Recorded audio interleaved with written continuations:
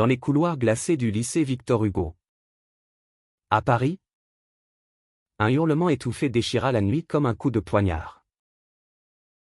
Alexandre, le cœur cognant contre ses côtes, recula contre le mur froid. Les yeux rivés sur son demi-frère Julien qui avançait. Les poings tremblants de fureur. Je te jure, Alex, si tu continues à être ce que tu es, je raserai ta vie entière, tes amis, ton avenir.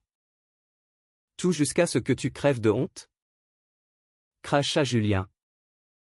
Sa voix un venin qui empoisonnait l'air déjà lourd de secrets inavoués. Ce n'était pas une menace en l'air. Julien, avec son sourire carnassier et ses yeux bleus qui masquaient une tempête intérieure, avait toujours été le protecteur farouche. Le frère cadet qui idolâtrait Alexandre depuis leur fusion forcée de familles recomposées. 5 ans plus tôt.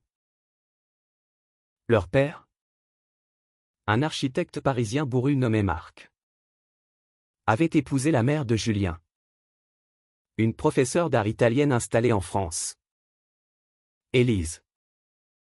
Après un divorce houleux qui avait laissé des cicatrices invisibles sur les deux garçons. Alexandre, l'aîné de 17 ans, grand et élancé avec une grâce presque féline héritée de sa mère décédée trop tôt, avait toujours été le pilier, bon élève, capitaine de l'équipe de foot du lycée. Le genre de mec que tout le monde admirait sans oser trop s'approcher. Mais sous cette façade, battait un cœur gai, un amour pour les garçons qui le rongeait en silence depuis l'adolescence. Un secret qu'il n'avait confié qu'à sa meilleure amie, Léa. Une fille aux dreadlocks et au rire contagieux. Fille d'immigrés maghrébins vivant dans le 18e arrondissement.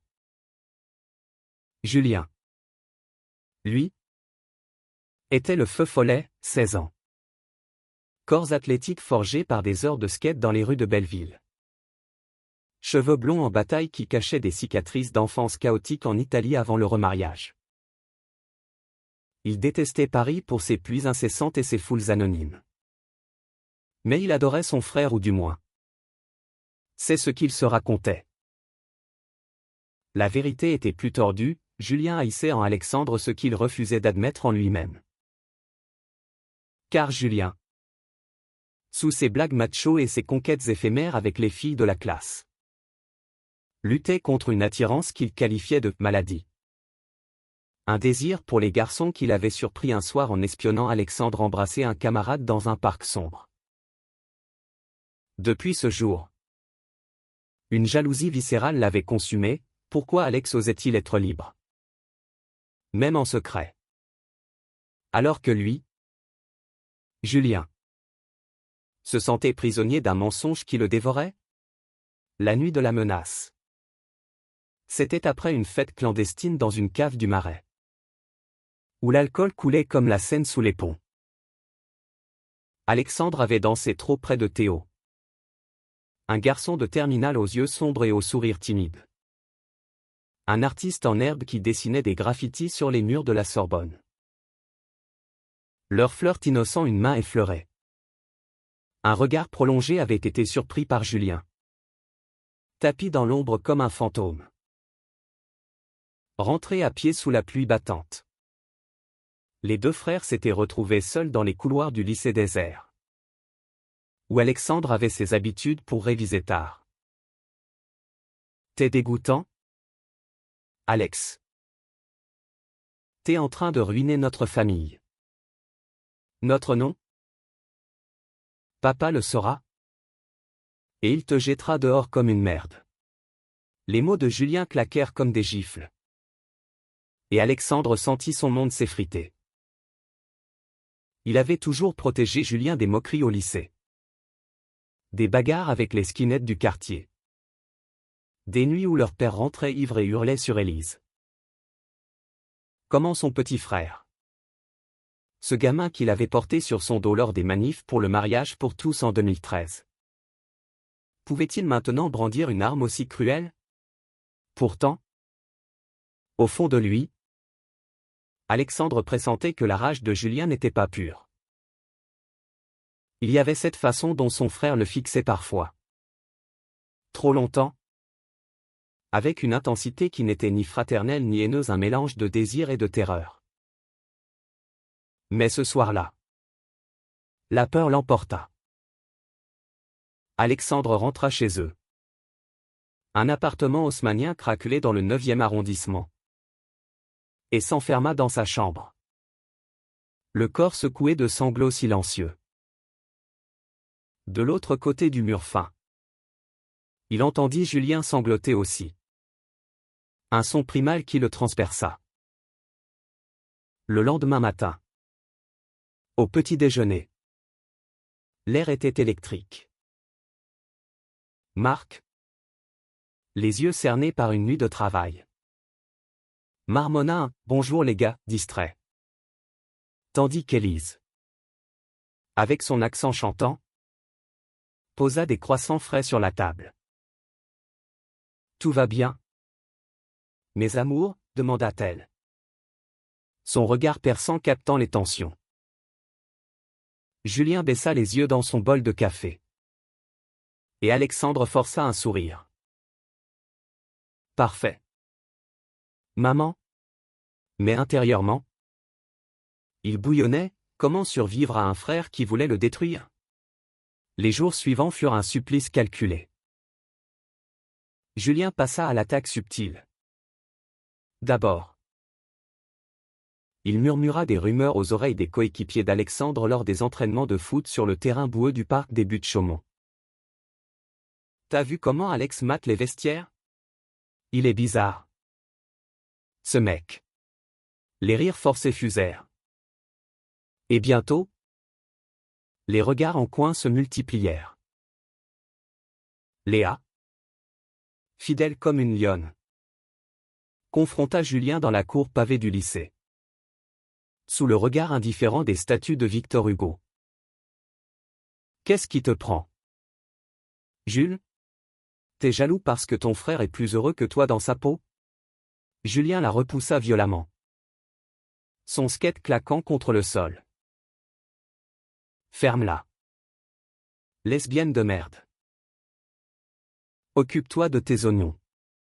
Mais Léa, avec sa résilience forgée dans les manifs contre l'homophobie, ne broncha pas. Elle alerta Alexandre, qui sentit la nausée monter. Son frère n'était plus un gamin perdu, mais un bourreau en herbe. Théo, de son côté, devint le point d'ancrage d'Alexandre. Ils se retrouvèrent en secret dans un café caché de Montmartre, où les artistes bohèmes sirotaient des vins bon marché sous les toiles d'araignée des plafonds. Théo, 18 ans, fils d'un libraire breton, avait des mains tachées d'encre et un rire qui chassait les ombres. Alex, t'es pas seul. J'ai fui ma famille pour ça. Pour être moi. Leur premier baiser, volé derrière une pile de livres jaunis, fut un feu d'artifice, lèvres hésitantes, cœurs affolés. Un monde où Paris n'était plus une prison mais un refuge. Alexandre se sentit vivant pour la première fois. Ses peurs fondant comme neige au soleil. Mais Julien les pista, son ombre rôdant comme un spectre. Il prit des photos floues avec son téléphone, menaçant de les diffuser sur le groupe Snapchat du lycée, un virus numérique qui ruinerait tout. La kermesse annuelle du lycée approchait. Un carnaval coloré dans la cour intérieure. Avec stand de crêpes, musique électro et feux d'artifice improvisés. C'était l'occasion parfaite pour Julien de frapper fort.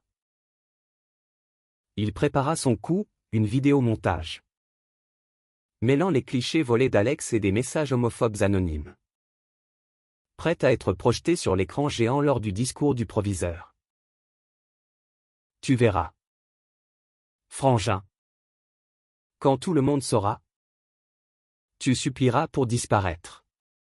Alexandre. Apprenant le plan par Léa qui avait intercepté un texto. Son bras dans la panique. Il confronta Julien dans leur chambre commune. Les posters de foot et de graffiti se moquant d'eux depuis les murs. Pourquoi? Jules? Qu'est-ce que je t'ai fait? Julien explosa. Les larmes coulant enfin, t'es tout pour moi. Alex. Depuis qu'on est ensemble. T'es mon héros. Mais si t'es gay? Alors moi aussi. Et ça me terrifie. Papa me haïra. Maman pleurera. Et je saurai rien. Le secret jaillit comme une fontaine, Julien avoua son crush sur un garçon de sa classe. Enzo. Un Italo-français timide au sourire éclatant. Et sa peur viscérale de l'enfermer pour toujours. Ce moment de vulnérabilité brisa la glace. Alexandre. Le cœur serré. Prit son frère dans ses bras pour la première fois depuis des années. On est pareil. Petit con. Et c'est pas une malédiction. C'est notre force. Ensemble. Ils décidèrent de contre-attaquer, au lieu de se cacher. Ils transformeraient la kermesse en un coming-out collectif. Léa rallia Théo et Enzo. Et bientôt, un petit noyau d'amis dont Sophia. Une transgenre militante du club théâtre. Et Karim. Un musulman queer fier de ses racines se forma. La nuit de la kermesse. Sous les guirlandes lumineuses et l'odeur sucrée des churros. Julien grimpa sur scène au lieu du proviseur. Sa voix trembla. Mais grandit, j'ai voulu détruire mon frère parce que j'avais peur de moi. Mais aujourd'hui, on est là. Gay. Bis. Hétéro. Tous ensemble. Paris n'est pas une ville de secrets. C'est une ville d'amour. Alexandre le rejoignit. Main dans la main avec Théo. Et le lycée entier retint son souffle. Pas de scandale. Mais un tonnerre d'applaudissements, des profs en larmes. Des élèves enlacés. Un proviseur qui promit un club LGBT dès la rentrée. Le secret n'avait pas ruiné des vies, il les avait libérées. Marc et Élise. Alertés par les réseaux sociaux en ébullition. Arrivèrent en trombe.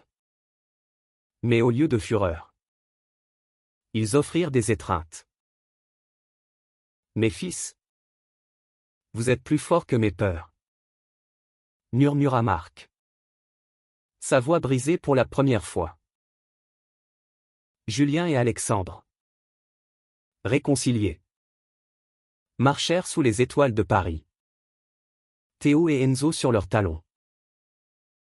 L'amour n'était plus un poison, mais un baume romantique. Fraternel. Humain. Dans cette ville de lumière, ils avaient allumé la leur. Prouvant que les secrets, une fois libérés, bougent des montagnes. Dans les jours qui suivirent la kermesse, Paris sembla respirer différemment pour Alexandre. Les boulevards du 9e, autrefois gris et oppressants, scintillaient maintenant d'une lueur nouvelle. Comme si la scène elle-même applaudissait leur audace. Mais la victoire n'effaçait pas les cicatrices. Julien, encore hanté par ses propres démons, passait des nuits blanches à fixer le plafond, se demandant si Enzo le verrait jamais au-delà du frère cool du lycée.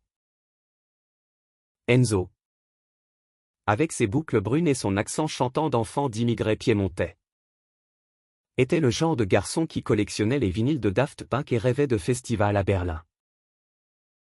Leur première conversation post-kermesse eut lieu dans un bistrot caché de la butte, où l'odeur de fromage fondu se mêlait aux rires étouffés. Julien. T'as été incroyable là-haut, dit Enzo. Ses yeux noisettes pétillants sous les lampes tamisées.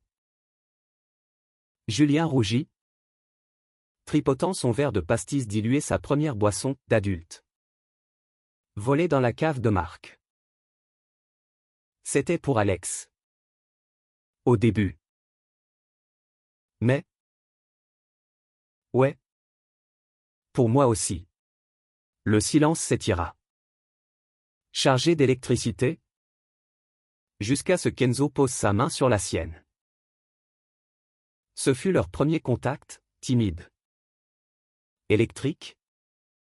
Un pont jeté sur l'abîme de la peur. Alexandre, de son côté, explorait l'amour avec Théo dans les recoins secrets de la ville. Ils escaladaient la tour Eiffel en douce la nuit. Ou flânaient dans les jardins du Luxembourg. Où les statues de reines oubliées semblaient veiller sur leurs murmures. Je t'aime, Alex. Pas malgré qui tu es. Mais à cause de ça, chuchotait Théo, ses doigts traçant des motifs invisibles sur la peau d'Alexandre. Mais le lycée n'était pas un conte de fées. Les rumeurs, d'abord chuchotées, explosèrent comme une bombe. Un groupe de terminale, mené par Lucas, un footballeur homophobe aux épaules de taureau et au passé de bagarre dans les banlieues, lança une campagne de harcèlement en ligne. Des mèmes dégradants circulaient, Alexandre photoshopé en drag queen ridicule. Julien tagué de « traître à la testostérone ». Léa, hackeuse amateur formée sur les tutoriels YouTube, traqua les IP et riposta avec des posts militants. Citant Simone de Beauvoir et les droits queer en France post 2013. C'est qu'on ne savent pas qu'on a l'histoire de notre côté. Rageait-elle lors de leur réunion secrète dans le café, Le Progrès. Un repère de militants du 18e. La tension culmina lors d'un match de foot interlycée au Stade de France. Sous un ciel bas de novembre. Alexandre, capitaine, menait son équipe contre les rivaux du lycée Montaigne. Mais Lucas, infiltré comme supporter adverse, hurla des insultes depuis les gradins et PD. Passe le ballon ou on te casse les jambes après. Le public gronda. Mi-scandalisé, mi-amusé. Et Alexandre trébucha, manquant un but décisif. Julien, sur les côtés avec Enzo, bondit dans les tribunes. Son skate comme arme improvisée. Ferme ta gueule. Ou je te fais ravaler tes dents. La bagarre éclata, point volant. Cri. Un chaos qui attira les caméras des journalistes locaux. Marc, averti par un appel paniqué d'Élise, débarqua en taxi. Son costume froissé par la hâte. Pour la première fois, il prit la parole publiquement. Mon fils est un champion.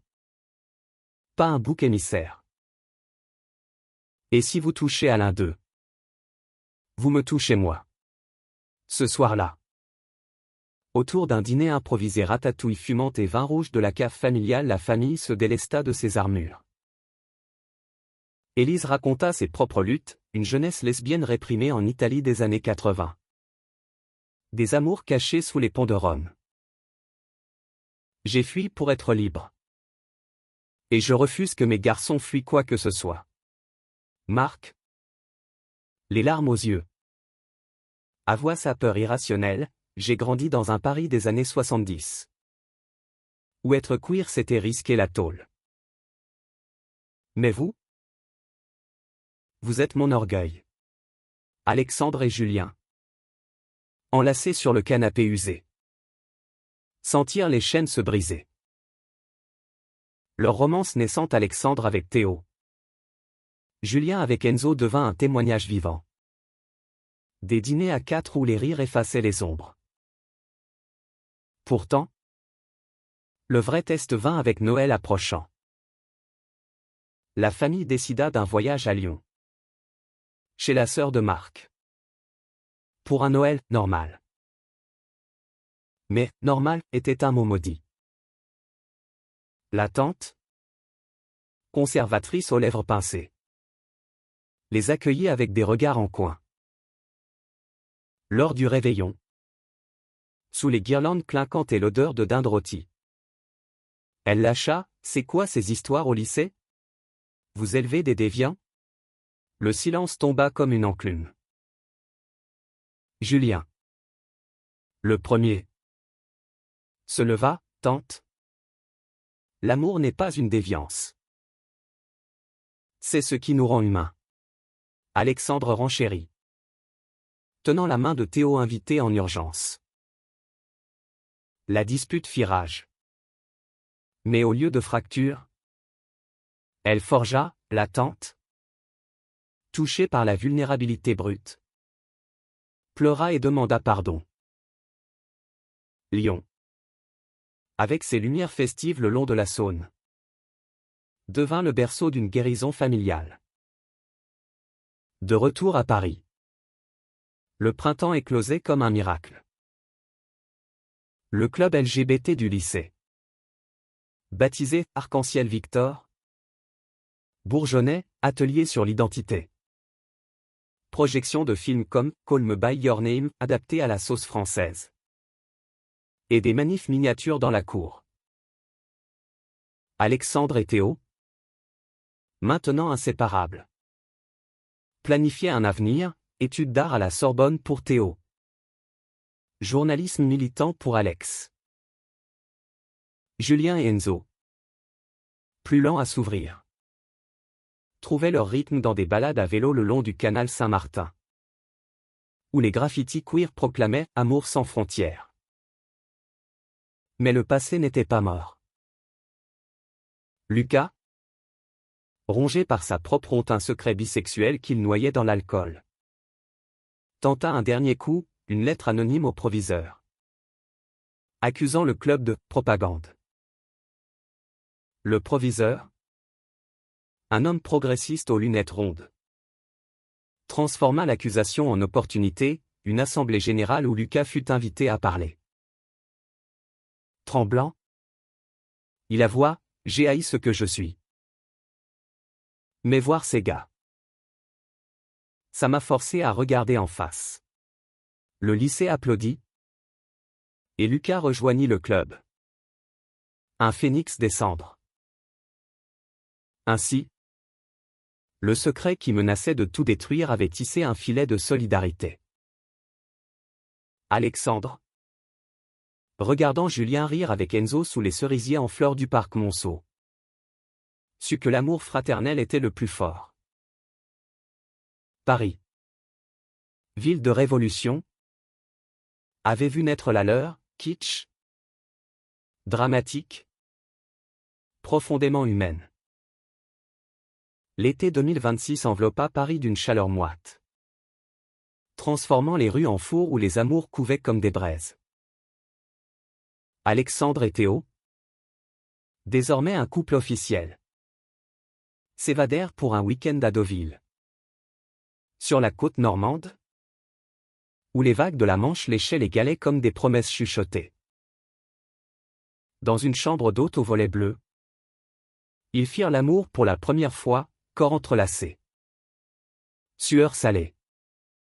Un rythme lent qui effaçait les ans de solitude. Tu es ma révolution, Alex, murmura Théo, ses doigts traçant les contours des épaules musclées de son amant. Alexandre, les yeux clos, se sentit entier, pas le frère tourmenté, pas le capitaine sous pression, mais un homme aimé pour sa vérité nue. Julien, quant à lui, naviguait des eaux plus tumultueuses avec Enzo. Leur relation, naissante et fragile, était ponctuée de disputes passionnées. Enzo, rêveur et volage, flirtait avec l'idée d'un Erasmus à Milan. Tandis que Julien, ancré à Paris comme une racine, craignait l'abandon. Une nuit, après une projection de Moonlight au ciné du quartier latin, ils s'engueulèrent sous la pluie battante de la rue de Rivoli. « Tu vas me laisser comme tout le monde. Hein? Comme maman en Italie, hurla Julien. Son skate abandonné dans une flaque. Enzo, les cheveux plaqués, le plaqua contre un mur, idiot. Je t'aime. Mais l'amour, c'est pas une cage. Leur réconciliation fut fiévreuse.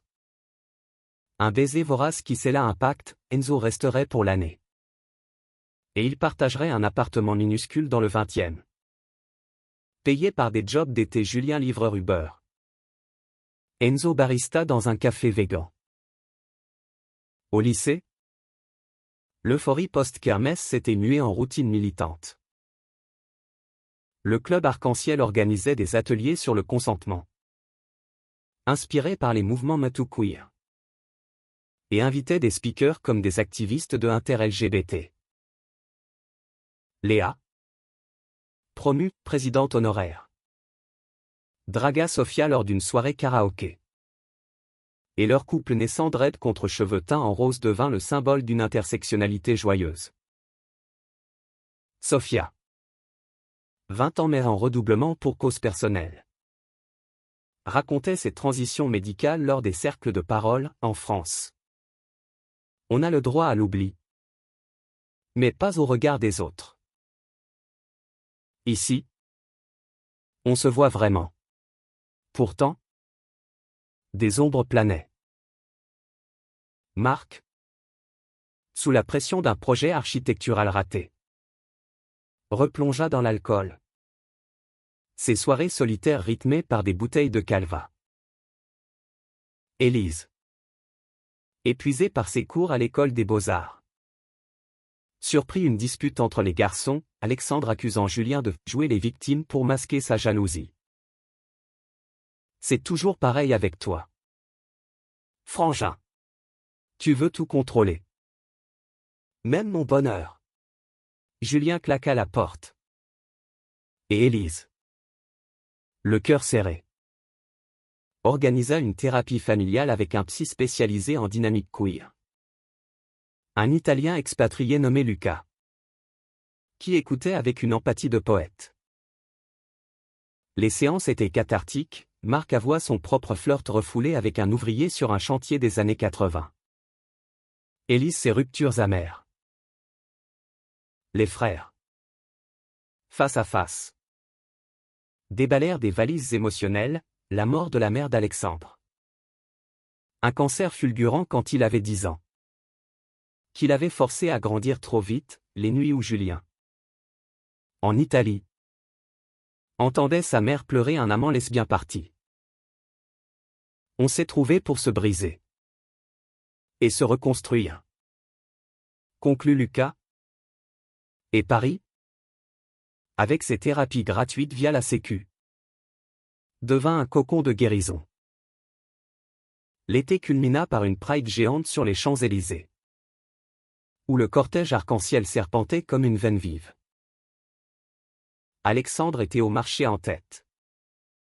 Banderole, frère en amour, au vent. Julien et Enzo derrière. Main dans la main. Léa et Sofia chantaient « Y a pas de raison ». Et Lucas, rédimé, portait un panneau « J'ai changé d'avis, l'amour gagne ». La foule hurlait. Confetti rose et bleu. Et pour un instant, le monde fut juste. Mais au milieu de la liesse, un appel, le père de Théo, Bigot de Bretagne, débarquait à Paris pour sauver son fils. La confrontation eut lieu dans un café du Marais, sous les yeux incrédules d'Alexandre. Le père, un pêcheur buriné aux mains calleuses. Tonna, c'est une phase. Fiston. Reviens à la maison. Ou t'es mort pour moi. Théo. La voix ferme. Répondit, papa. L'amour n'est pas une mer que tu peux sonder avec tes filets. C'est un océan libre. Alexandre, soutenant son amant, ajouta, il est à moi maintenant. Et on est plus fort ensemble. Le père partit, tête basse. Mais un mois plus tard, une lettre arriva, j'apprends. Pardonne-moi. La rédemption. Lente, mais réelle. Julien, inspiré, affronta ses propres fantômes italiens. Un appel à sa grand-mère en Toscane. Une nonne retraitée.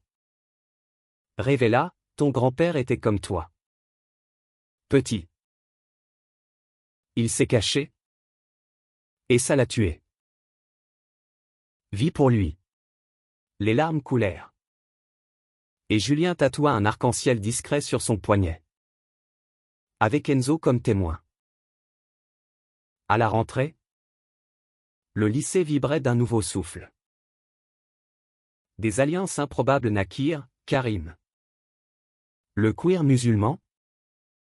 Et une fille voilée bisexuelle co-animant un panel sur l'islam inclusif. Alexandre, élu délégué, poussa pour un curriculum queer en histoire de Gaulle et les résistants homos de 44. Théo exposa ses graffitis à la Biennale des lycéens. Un mur entier dédié à « Frères secrets ». Mais la vie ? Cruel dramaturge. Réservait un twist, Élise. Diagnostiquée d'un début de sclérose en plaques. Força la famille à unir ses forces. Les garçons, oubliant leur querelle, devinrent ses piliers, Julien cuisinant des plats italiens réconfortants. Alexandre massant ses pieds fatigués. Dans cette épreuve, l'amour fraternel se révéla indestructible. Un phare dans la nuit. Paris. Éternelle amante, les enveloppa de son chaos bienveillant. Les romances fleurirent, Alexandre et Théo projetant un voyage en Grèce. Julien et Enzo sauvant pour un scooter partagé. Le secret, jadis destructeur, était devenu légende d'une histoire chuchotée dans les cours, inspirant des coming out en cascade. Automne 2026 s'installa avec ses feuilles rouges jonchant les allées du jardin des plantes, où Alexandre et Théo aimaient s'asseoir pour esquisser des futurs. La maladie d'Élise jetait une ombre. Mais elle catalysait une intimité nouvelle. Les dîners familiaux, autrefois tendus, devinrent des festins d'histoire, Marc racontant ses chantiers sur la tour Montparnasse. Élise peignant des nus queer sur toile recyclée. Julien, devenu aide-soignant bénévole via une asso du 13e, apprenait la patience auprès de sa mère. Tandis qu'Alexandre, en première année de journalisme à la Sorbonne, écrivait un article pour Le Monde Campus sur les familles recomposées LGBT. La romance d'Alexandre et Théo s'approfondit dans la tendresse quotidienne, matin paresseux dans l'appart de Théo près de Bastille, où l'odeur de café et de peinture fraîche se mêlait à leurs corps enlacés. Une nuit, après un vernissage où Théo vendit sa première œuvre, un portrait d'Alexandre nu sous les lumières de Paris, ils firent l'amour avec une urgence douce, explorant les courbes et les soupirs comme un territoire conquis. Tu es mon Paris ? Infini et surprenant ? Souffla Alexandre. Et Théo rit, ses yeux brillants de larmes heureuses. Julien et Enzo, dans leur piole du 20e, vivaient un amour plus rock'n'roll, dispute pour des chaussettes sales. Réconciliation sur le toit avec vue sur la tour Eiffel. Fumant des clopes roulées en écoutant du Stromae. Enzo, Accepté à l'ESSEC pour un BTS en design. Poussait Julien à lâcher le skate pour des études en sport adapté. Imagine. Jules, un centre pour jeunes queer athlètes. À Belleville. Julien. Sceptique mais ému. S'inscrivit à un CAP éducateur sportif. Son tatouage arc-en-ciel comme talisman. Au lycée maintenant université pour certains. Le club évoluait. Une controverse éclata quand un enseignant conservateur contesta un atelier sur le genre non-binaire. Citant « tradition française ». Léa, en fac de sociaux, organisa une pétition qui récolta 500 signatures en 24 heures. Soutenue par des alumni comme Sophia. Maintenant activiste pro-trans à Strasbourg. Lucas, en apprentissage mécano, devint modérateur, canalisant son énergie en mentorat pour les nouveaux. La santé d'Élise s'aggrava, une crise la cloua au lit. Et la famille s'organisa en roulement. Une nuit, alors que Julien veillait, Élise murmura, « Fils, j'ai peur de laisser ton père seul avec ses démons. » Julien. Les larmes coulant. « Promis, on sera là. Pour toi. Pour nous. » Le lendemain, il confia à Enzo son terreur, « Et si je perds le contrôle comme papa ?» Enzo, sage au-delà de ses ans, répondit, « L'amour. C'est pas contrôler. C'est lâcher prise. » Leur nuit fut un baume, corps fusionnés. Murmure en italien-français. Un amour qui soignait les failles. Alexandre, submergé, se tourna vers Théo et Léa pour un week-end cathartique à Versailles, où les jardins baroques offraient un contraste ironique à leur modernité. Ils parlèrent jusqu'à l'aube, de la mort de la mère d'Alex. De l'homophobie intériorisée. On porte tous des fantômes, dit Léa. Et ils brûlèrent symboliquement des lettres de peur passées dans un brasero improvisé. Le tournant vint avec une manif nationale contre les coupes budgétaires en santé mentale queer. Les frères marchèrent côte à côte. Pancarte haute, santé pour tous. Amour sans prix. Marc, en tête avec Élise en fauteuil roulant, cria des slogans appris la veille. La foule, immense, ovationna. Et un journal télévisa l'interview d'Alexandre, « Mon frère voulait me détruire. Mais notre secret a sauvé des vies. » Viral. Le clip inspira des dons pour la sclérose. Et Élise reçut un traitement expérimental gratuit. Noël cette année fut doux amer, guirlande malgré la fatigue.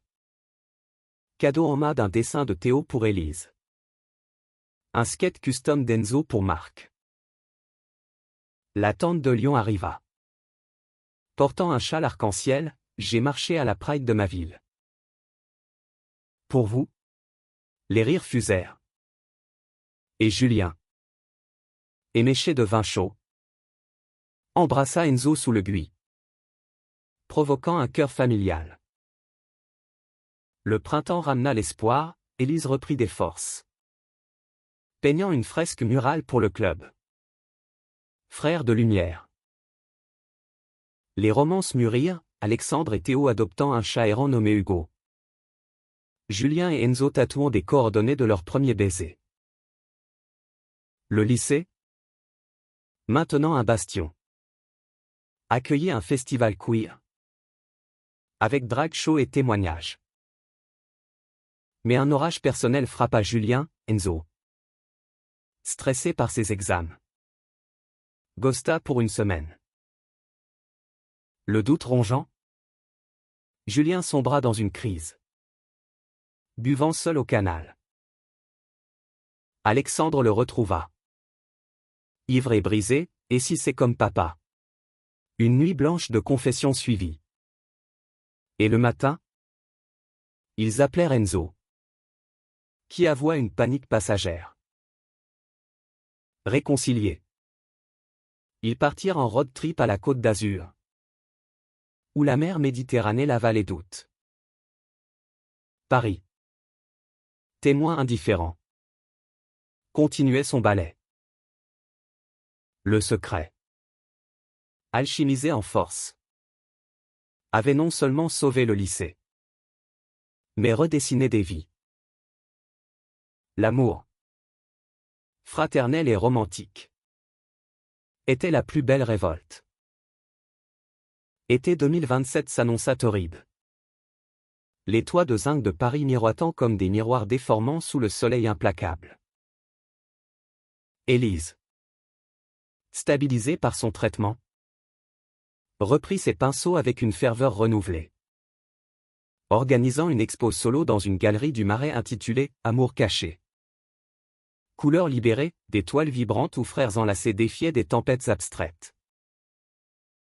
Alexandre, en stage au Figaro, couvrait l'expo. Son article titrant « La famille queer comme chef-d'œuvre français ». Un plaidoyer émouvant qui lui valut une mention d'honneur. Théo, diplômé en arts plastiques, ouvrait un atelier partagé dans le 11e. Où queer artistes de tous horizons co-créaient, graffiti collaboratif. Sculpture en récup. Leur vie commune, dans un loft exigu près d'Oberkampf, était un chaos harmonieux matin de croissant tiède. Nuit de passion où Théo peignait le corps d'Alexandre comme une toile vivante. Chaque courbe est une histoire, murmurait-il, pinceau en main. Et Alexandre riait, se sentant musé amant. Julien, validant son CAP avec mention, coachait une équipe de foot inclusive au centre sportif de la Villette, garçons et filles. Strait et Keer, unis par le ballon. Enzo, en année pro au design, collaborait sur des logos pour assos LGBT. Leur duo professionnel fusionnant avec le personnel lors de dîners tardifs, où le vin coulait et les corps se frôlaient sous la table. Mais la crise d'Enzo n'était pas oubliée. Une rechute le frappa lors d'un voyage à Milan pour voir sa famille, sa mère. Traditionnaliste, le confronta sur « ce garçon français qui te pervertit ». De retour, Enzo explosa « Julien, je t'aime, mais ma culture me tire en arrière. Comment on fait ? Julien, blessé mais sage, proposa une pause thérapeutique, séance avec Lucas, le psy, où ils déconstruisirent les héritages italiens machisme patriarcal, catholicisme répressif. L'amour transcende les passeports, conclut Lucas, et ils émergèrent plus solides, planifiant un double voyage, Toscane pour Enzo, Bretagne pour Julien. À partager. Léa et Sophia, en couple officiel, lançaient un podcast, Queer Paris Voices. Interview de militants dans les parcs et bistrots. Lucas, sobre depuis 6 mois via Double A Queer, guestait sur un épisode. Son témoignage brut touchant des milliers d'écoutes. Le club arc-en-ciel, devenu asso national, organisait un camp d'été en Normandie, atelier. Baignade nudiste consensuelle. Feu de camp où histoire d'amour se tissait comme des filets. Pour Alexandre, un défi pro surgit, son boss au Figaro. Un vieux de la vieille coupa son article sur l'homophobie en politique pour sensibilité trop woke. Furieux, Alex le leak sur Twitter, déclenchant un buzz, pétition. Soutien de stars comme Lynn Renault et une offre d'un média indie. Marianne Queer. Théo le consola lors d'une nuit orageuse, ta voix est ton arme. Pas leur plume. Leur amour. Testé. S'enflamma, un week-end à Amsterdam. Canaux romantiques et coffee shops doux. Où ils parlèrent mariage pas légal encore pour eux à 19 ans. Mais un rêve gravé. Julien. De son côté, affronta un blow-up avec Marc, lors d'un barbecue familial au bois de Boulogne. Marc. Saoul. L'achat, j'aurais préféré des fils normaux. Point. Julien quitta la table. Point serré. Et passa la nuit chez Enzo. Le lendemain. Confrontation sobre, papa. Ta normalité t'a rendu misérable. Ne nous vole pas notre joie. Marc, rongé par la culpabilité, entama une thérapie solo. Et leur réconciliation fut un match de foot père-fils. Rire et but marqués sous le soleil couchant. Élise. Inspirée. Peignit un triptyque, les frères. Alexandre en bleu passion. Julien en rouge feu. Unis par un fil d'or. L'expo attira la presse. Et une fondation offrit des bourses pour les études des garçons, art pour Théo. Sport social pour Julien. L'automne apporta une joie inattendue, Léa annonça sa grossesse par insémination. Avec Sophia comme coparent. La famille explosa de bonheur. Organisant un baby shower queer au parc de la Villette, gâteau arc-en-ciel. Discours émouvants. Alexandre. Oncle en herbe. Promis, ton gamin aura des tontons super-héros. Pourtant, un scandale secoua le milieu, un politicien anti-LGBT. Candidat au municipal. Fut outé par un leak. Le débat fit rage. Et Alexandre, sur son nouveau média, interviewa des victimes. Son frère testimonial anonyme. Julien. Courageux. Leva l'anonymat, j'ai voulu détruire pour cacher. Ne laissez pas la haine gagner. Hiver venu. Noël fut magique, neige rare saupoudrant la tour Eiffel.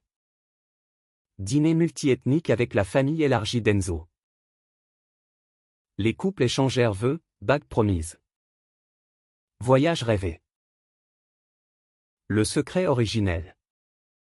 Souvenir lointain. Avait semé une moisson d'acceptation. Paris. Berceau de lumière. Illuminait leur chemin. L'amour. Kitsch et profond. Triomphait une fin ouverte. Pleine de sens. 2028 Dauna avec un vent de changement, la loi sur l'égalité queer passée à l'Assemblée. Inspirée par des assauts comme celle d'Alexandre. À 20 ans, il lançait son propre webzine. Frères libres. Chronique sur vie LGBT en banlieue et province. Collaborant avec Théo pour des illus percutantes. Leur appartement, maintenant spacieux dans le 14e, abritait des expos pop-up, où l'amour se déclinait en couleurs vives. Théo, enseignant vacataire à Alboar, guidait des élèves queer vers l'expression libre, l'art guérit ce que les mots brisent. Leur intimité, mature, explorait des territoires nouveaux, nuit de roleplay doux. Voyage sensuel à Lisbonne. Où azuléjo bleu reflétait leur désir. Avec toi, je suis infini. Confiait Alexandre. Et Théo, pinceau en main, capturait ces instants en portrait fugace. Julien, coach certifié, ouvrait un centre sportif queer à Pantin, terrain pour foot inclusif. Yoga pour trauma. Enzo, designer freelance. Brandait l'endroit d'un logo flamme arc-en-ciel. Leur vie? Un tourbillon, matin de musculation partagée. Soir de cuisine fusion italo-française. Où l'amour se cuisinait à feu lent. Une crise mineure jalousie d'Enzo pour un collègue de Julien fut résolue par une retraite en forêt de Fontainebleau, tante. Étoile. Confession nue. Léa et Sophia donnaient naissance à une fille. Nour. Aux yeux pétillants. La famille se mobilisa, berceuse queer de Julien. Dessin de Théo. Article d'Alexandre sur parentalité lesbienne. Marc. Grand-père fier. Tricotait des chaussettes Rainbow. Élise peignant des mobiles oniriques. Le centre de Julien devint hub, atelier anti-homophobie avec Karim.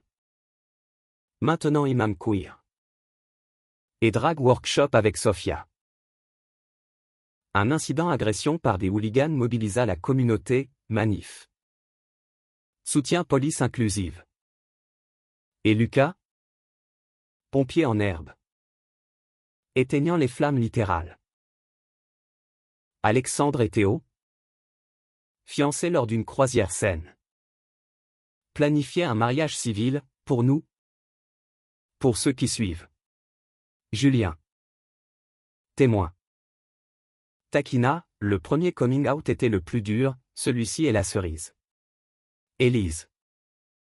En rémission. Publiait un livre d'art, Secret de famille. Préfacé par ses fils. Lancement au Louvre des Arts décoratifs. Où Paris salua leur saga. Un twist, un ex de Théo. Jaloux. Spread des rumeurs en ligne. Alex. Hacké par Léa. Riposta avec vérité, live confessionnel. Transformant poison en pilule rouge pour fans. Printemps fleuri en alliance, Julien et Enzo adoptant un chien rescue. Alexandre mentorant jeune journaliste queer. Le lycée Victor Hugo. Alma Mater. Ériger une plaque, ici. Un secret libéra des cœurs. Été. Festival Pride Record, char fraterne. Discours d'Alex, mon demi-frère m'a appris que l'amour guérit la haine. Foule en transe. Confettis éternels. Vie mature. Amours ancrés. Paris éternel témoin. Le sens? L'humanité dans la vulnérabilité partagée. Année filaire comme scène rapide. 2030. Alexandre. 22 ans. Publiait Le secret du lycée. Best-seller sur leur Odyssée. Traduit en italien pour Enzo. Théo. Galeriste. Exposer leur collaboration, toile ou frères mythiques défier orage. Mariage d'Alex et Théo. Sous pommier du Luxembourg, vœux poétiques. Nour Flower Girl. Julien Bestman chantant une sérénade skate. Lune de miel en Provence. L'avant des vins. Amour consumé en soleil couchant. Julien et Enzo. Paxé. Ouvrait un second centre à Lyon. Reliant Paris-Italie. Leur fils adoptif. Lucas. 2 ans. Courait sur terrain. Héritier de liberté. Léa. Députée écolo queer. Poussait loi sur éducation inclusive. Sophia. Réalisatrice. Filmait docu, Frères de Paris. Oscar Buzz. Marc et Élise. Grands-parents rayonnants. Voyageait, Rome pour route. Bretagne pour paix. Marc sculptait maintenant. Figures enlacées. Réflexion vint avec maturité, Alexandre. Lors d'un TEDx au Zénith.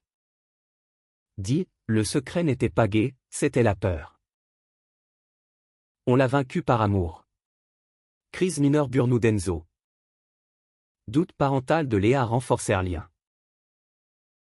Famille élargie. Dîner hebdo. Rire couvrant cicatrice. 2035. Lycée Victor renommé Victor Hugo Arc-en-Ciel. Plaque inaugurée par Frère, ici naquit une révolution intime. Vieillissant gracieux. Amour durable, Alex Théo en maison Montmartre. Julien Enzo enferme Tuscan part-time. Nour. Ado queer. Inspirait génération. Legs, un monde plus doux. Où secret libère. Pas emprisonne. Humanité. Dans tendresse kitsch. Triomphait. Épilogue 2040, Paris. Inchangé dans son éternité. Accueille un symposium sur Queer Family. Alexandre. 32 ans. Keynote speaker. Flanqué de Théo. Cheveux grisonnants charmants. Julien. 31. Modère panel avec Enzo. Lucas adolescent fier à leur côté. Élise.